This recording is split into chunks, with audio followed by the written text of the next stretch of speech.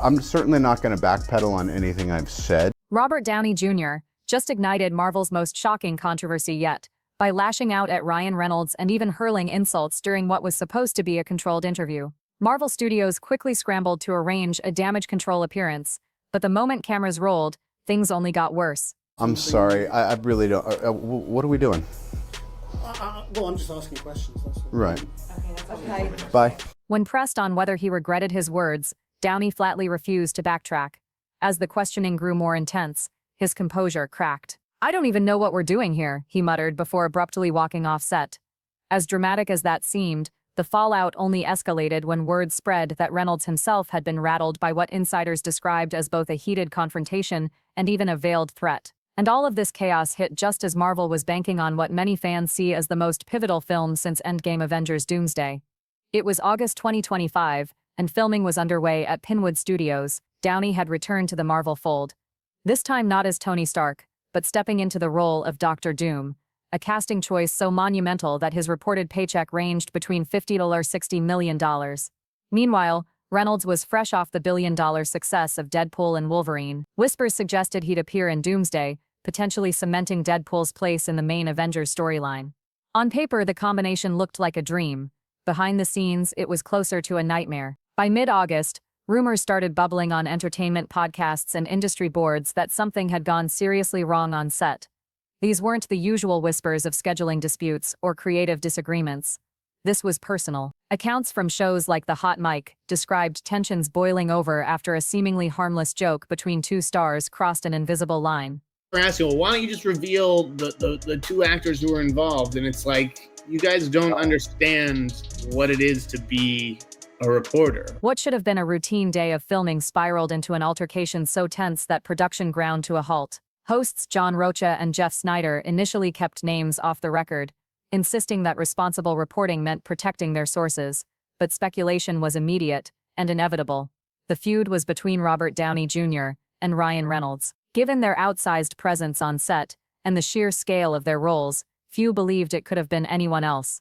Rocha described the fallout as a major rift. The dysfunction I've heard on this set is rivaled only by that of Fast and Furious movies. While Snyder suggested the dysfunction rivaled even the notorious drama of the Fast and Furious franchise. What really raised eyebrows, however, was how Marvel responded.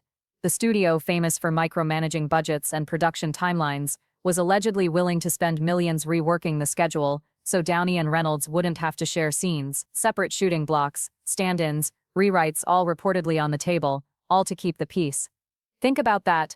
Marvel was ready to restructure a billion-dollar film just to prevent two of its stars from clashing face-to-face. That's not creative conflict. That's something broken at the core of the working relationship.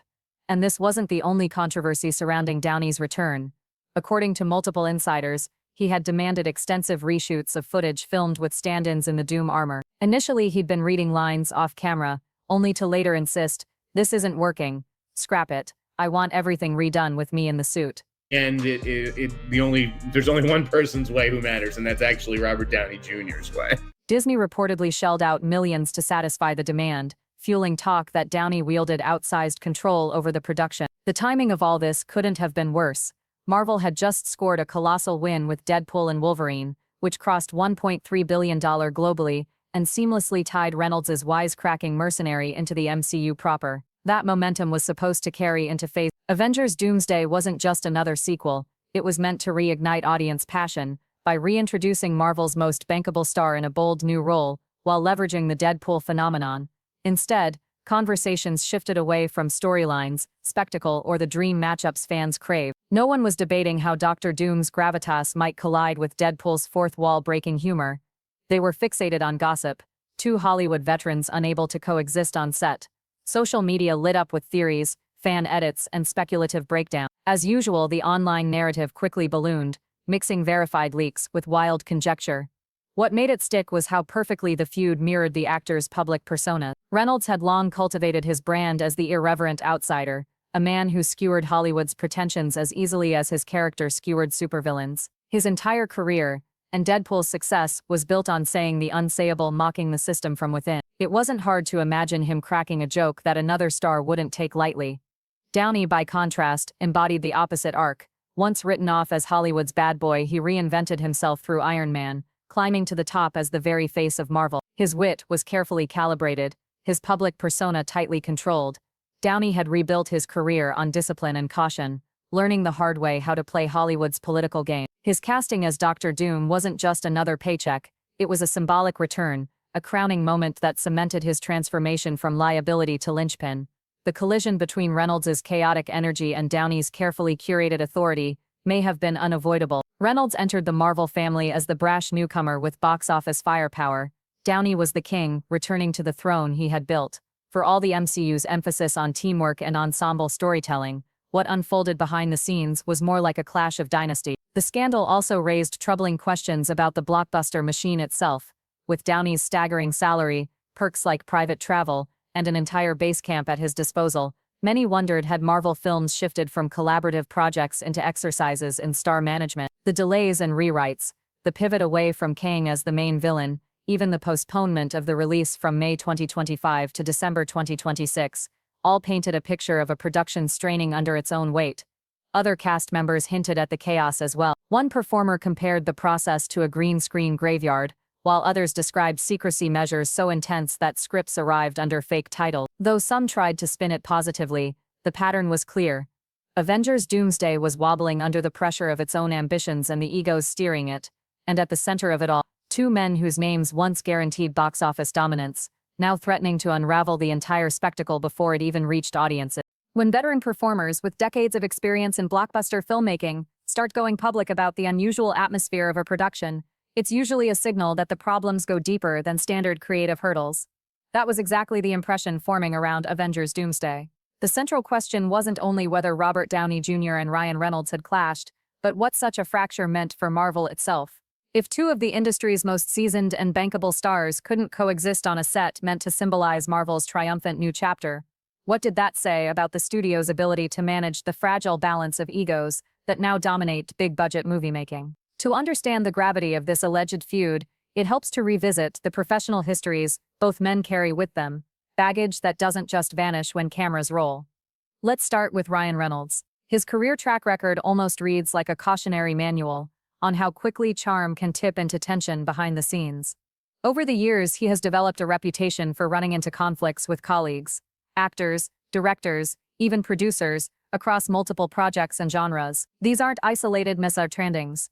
They form a clear pattern. Take Red Notice in 2021. Reports circulated that Reynolds was incensed over Dwayne Johnson's habitual tardiness. On one occasion, Johnson allegedly left Reynolds waiting close to 5 hours, culminating in a heated confrontation that halted production momentum.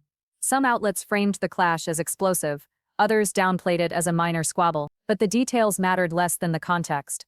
They were filming under strict COVID restrictions in Atlanta, where delays not only wasted millions, but created logistical and health risks. Reynolds, who is famously punctual and actively involved as a producer through his Maximum Effort company, was in no mood to tolerate what he viewed as disrespectful unprofessionalism. Instead of diplomacy, he confronted the issue head-on. But the Red Notice drama wasn't the first time Reynolds had butted heads with colleagues. Long before, there was the infamous chaos of Blade Trinity in 2004, where his relationship with Wesley Snipes deteriorated to near legendarily toxic levels. Snipes reportedly kept to himself, relying on stand-ins, communicating only through notes signed Blade. He allegedly wouldn't even acknowledge Reynolds by name, referring to him with dismissive insults. Rather than de-escalating, Reynolds leaned into the dysfunction, improvising lines designed to cut against Snipes' detached performance, creating an almost antagonistic comedic foil. The environment became so charged that it became Hollywood lore. What's fascinating is how Reynolds later revisited that feud.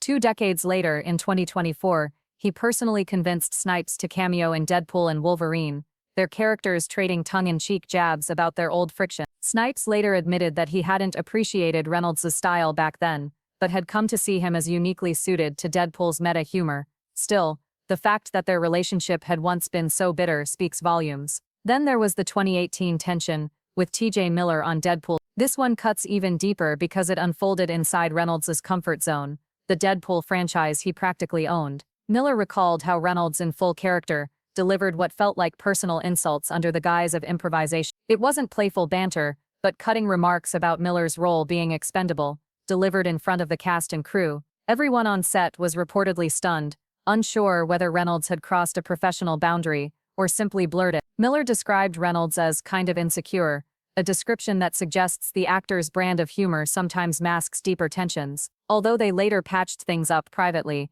it added another chapter to Reynolds' history of combustible set dynamic. Now contrast that with Robert Downey Jr. His conflicts tend to take a different form, less about interpersonal digs, and more about control, power, and business. One of the most infamous examples involved Iron Man. In the first film, Terrence Howard, playing James Rhodes, actually earned more than RDJ, given Downey's then precarious career. But by the sequel, Downey's star power had skyrocketed, and Howard claimed his salary was slashed to funnel more money toward RDJ's pay bump. Howard accused Downey of betraying him, saying bluntly, "He took the money that was supposed to go to me." RDJ, for his part, sidestepped blame with a pragmatic, almost cold response. "It's a business." Earlier on Zodiac, 2006, Downey clashed with director David Fincher's obsessive demand for dozens upon dozens of takes. Frustrated, Downey famously protested by leaving jars of urine on set, an almost cartoonish but effective way of highlighting unreasonable working conditions. The gesture has since become part of Hollywood folklore,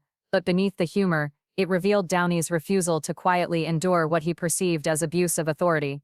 Even during Marvel's golden age, RDJ didn't always mesh seamlessly. On Avengers Age of Ultron, reports suggested tensions with director Joss Whedon over creative decisions. Whedon felt his authority was being undercut by RDJ's sway as the franchise's figurehead, while Downey defended the disputes as collaborative push and pull. The through line with RDJ is clear. His disputes aren't about petty rivalries or offhand comments, but about asserting his place in the hierarchy. Where Reynolds' conflicts feel impulsive and emotional, Downey's often look strategic, a seasoned actor leveraging his influence to shape the work environment in his favor, even if that means others lose out. Didn't Which say is it why on the a red reported carpet. clash He on said it after Avengers the Doomsday fact, once the is so NDA pressure compelling. had It eased and seems the like the applause had collision of faded. two fundamentally different approaches to power He's in reportedly Hollywood. turned down Reynolds multiple thrives on overtures to irreverence, return. even According to when it Hollywood rubs people the insiders, wrong way. Fassbender Downey, cited meanwhile, has scriptural perfected the shallowness art as a of key wielding reason for control his to refusal, protect his privately status. expressing Put those concern two that the new energies in the script same high-pressure, billion-dollar environment, and sparks were almost inevitable.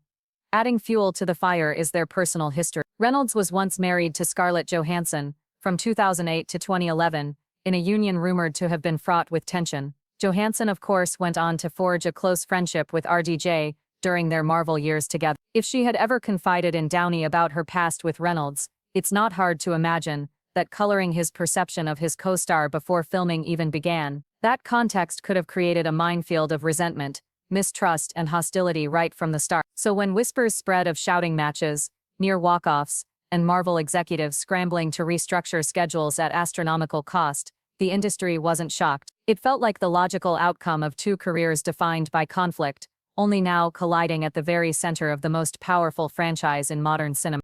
When news emerged that Robert Downey Jr. had quietly turned down Ryan Reynolds' personal request to appear in Deadpool and Wolverine, many industry insiders pointed to that moment as an unspoken fracture in their professional dynamic. The proposed cameo was straightforward but meaningful, Deadpool attempting to pitch himself to the Avengers, complete with a Tony Stark and Happy Hogan interaction. RDJ, after reading the draft pages and even rehearsing lines with Reynolds, ultimately declined. His decision made him the only Marvel veteran to refuse involvement, a rejection that may have lingered beneath the surface once the two found themselves working together again on Avengers Doomsday.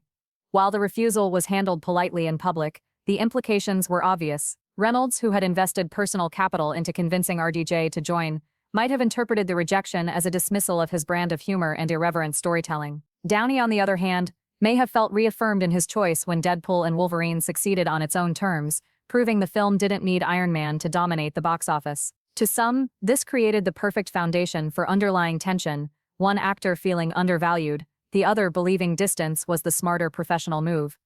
As speculation over their working relationship began circulating, fan reactions exploded across social media. What followed was less about two celebrities squabbling and more about a cultural divide within the Marvel fandom itself. On platforms like X, formerly Twitter, high-profile fan accounts such as iCulture3Ace and iMCU Film News rushed to dismiss the idea of an on-set feud, insisting that critics were manufacturing drama to sabotage excitement around Avengers Doomsday. Their posts quickly amassed thousands of interactions, evidence of a sizable audience unwilling to believe that two of Hollywood's most seasoned actors could let personal issues derail a project of this scale. But the skepticism wasn't universal. Over on Reddit, long-form discussions painted a very different picture. Fans on forums dissected podcast leaks and anonymous reports with a level of detail that resembled investigative journalism. Some users questioned the credibility of the sources outright, while others connected the alleged dispute to patterns from both actors' careers. For Reynolds, skeptics highlighted his documented history of clashing with co-stars, from Dwayne Johnson to Wesley Snipes, while others reminded readers that RDJ's past disputes often stemmed from money and power struggles rather than day-to-day behavior. This split response revealed something deeper about fandom psychology. RDJ loyalists, those who had followed his journey since Iron Man in 2008, viewed him as the heart of the MCU. To them, his professionalism, his leadership on set, and his willingness to carry the franchise through its early uncertainty made him nearly untouchable. If he and Reynolds were clashing, they reasoned, then the problem had to lie with Reynolds. By contrast, Reynolds' defenders pointed to his ability to breathe life into dying franchises. Deadpool and Wolverine had proven his relevance and creativity at a time when Marvel's Phase 4 and Phase 5 were met with lukewarm reception. To this camp, Reynolds symbolized innovation and risk-taking, while Downey represented the safe, corporate model that some felt had drained Marvel of its originality. The debate was no longer simply about whether or not the two actors were fighting. It had morphed into a symbolic battle between old Marvel and new Marvel. RDJ's camp emphasized tradition, consistency, and business acumen, while Reynolds' camp championed irreverence, unpredictability, and creative freedom. What made the discourse even more fascinating was how fans framed the potential consequence. Some worried openly about production delays, fearing ego clashes might slow filming or alter key creative decisions. Others reframed the rumored conflict as a sign of artistic passion, arguing that friction between strong personalities often produces the most compelling performances. One fan post summed up this perspective perfectly. If Ryan and RDJ butted heads, that just means they care about the project. That energy will show up on screen.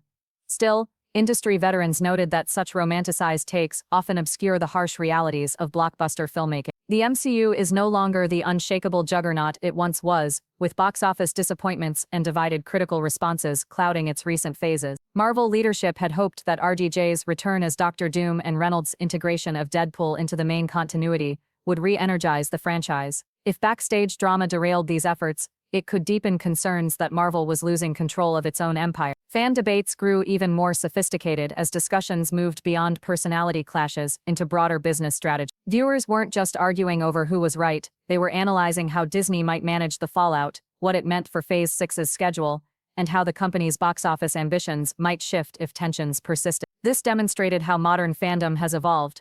Audiences are no longer passive consumers, but stakeholders who understand the economics behind their favorite films and expect transparency from the studios. In this environment, silence from the actors only fueled speculation. Downey's refusal to comment was interpreted in two contradictory ways. Supporters saw it as maturity proof he had moved past petty disputes. Critics, however, framed it as arrogance, a refusal to acknowledge how his behavior might impact colleagues. Reynolds' camp, meanwhile, leaned into his more playful public persona, interpreting his silence as strategic avoidance rather than indifference. Ultimately, the RDJ Reynolds discourse has transcended gossip. It has become a mirror reflecting larger anxieties about the MCU's identity and future. Can Marvel reconcile the creative experimentation audiences crave with the stability required to maintain its billion-dollar empire? Can it manage the egos of its most powerful stars while keeping fans invested? The answer may determine more than the fate of Avengers Doomsday. It could define the survival of Marvel as the cultural phenomenon it has been for over a decade. The feud, whether exaggerated or real, symbolizes the tension between tradition and reinvention, between legacy and future, between the corporate machine and the chaos of creativity. And in an industry where perception is as important as product, the way Marvel navigates this storm will set the tone for years to come.